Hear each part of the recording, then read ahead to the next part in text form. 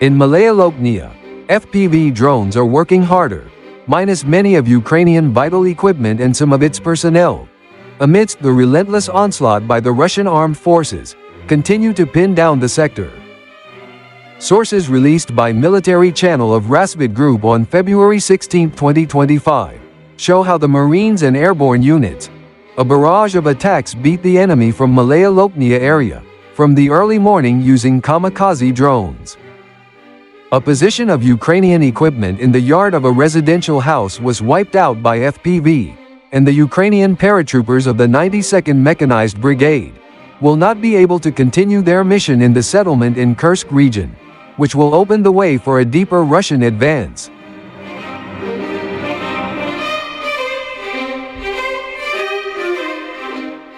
At the same time, fighting continues a little to the north of the settlement.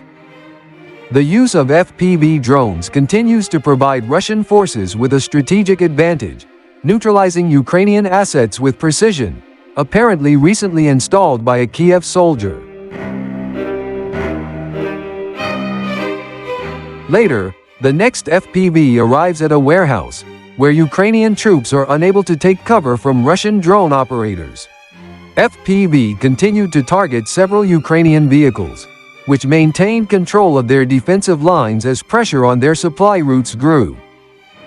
The footage confirms precision strikes on 3 vehicles of various types, eroding Ukrainian resistance in the sector. The successful assaults on Malaya Loknya is in line with the wider Russian advance. The Ukrainian position is becoming more vulnerable, forcing a costly troop withdrawal or reinforcements, and the liberation of the settlement is expected to occur in the near future.